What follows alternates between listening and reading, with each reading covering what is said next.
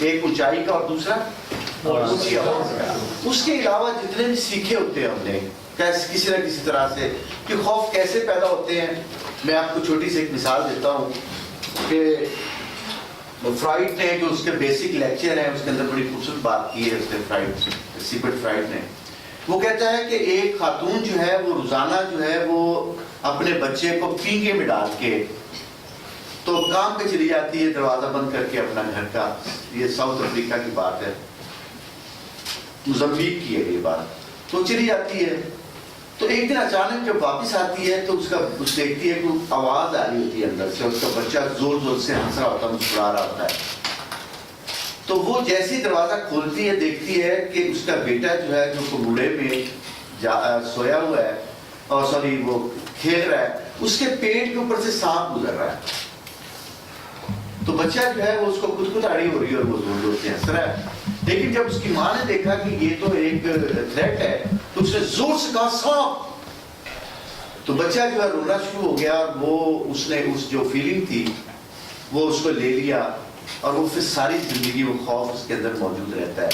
اسی طرح سے ہم بھی کہیں نہ کہیں سے کوئی خوف ہم نے لے لیا ہوتا ہے. میں چھوٹی سی مثال دوں آپ کو. میں اکاڑا سے آ رہا تھا ایک دفعہ, تو میرا بیٹا جو ہے وہ گاڑی چلا رہا تھا. تو جیسے ہم تھوڑا سا آگے آئے بھائی گھروں کے قریب, مانگا منڈی کے قریب آئے, تو اچانک اس کی گاڑی جیسے جا رہے ہیں ایسے کسی بندے لوگوں نے ٹرن لیا اور اس کے اوپر 4 لوگ بیٹھے ہوئے تھے موٹر بائک کے اوپر, ایک بائک کے اوپر 4 لوگ. اور انہوں نے سردیوں کے اندر خوب اچھی طرح سے اپنے آپ کو کور کیا ہوا تھا, اسے سمجھ نہیں آئی کہ پیچھے گاڑی بھی آ رہی ہے. تو جیسے گاڑی کے اندر لگا تو سب لوگ جو ہے نا گڑکی لگی ان سب کی. تو میں جلدی سے اترا, میں نے اتر کے وہ لوگوں کو ریسکیو کیا اور ان کو پھر دوبارہ سے ان سے محبت پیار کی باتیں شروع کر دیں. نہیں تکلیف نہیں, کوئی تکلیف نہیں ہوئی آپ کو, پریشانی کوئی نہیں ہوئی, آپ کو موٹر سائیکل بھی ٹھیک ہے.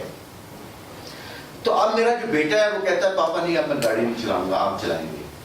میں نے کو نہیں, گاڑی آپ چلائیں گے. کیوں کہ اگر میں اس دن اس کو کہتا کہ آپ گاڑی نہیں چلاؤ گے اور میں چلاؤں گا, ساری زندگی اس کے اندر وہ خوف بیٹھ جانا تھا.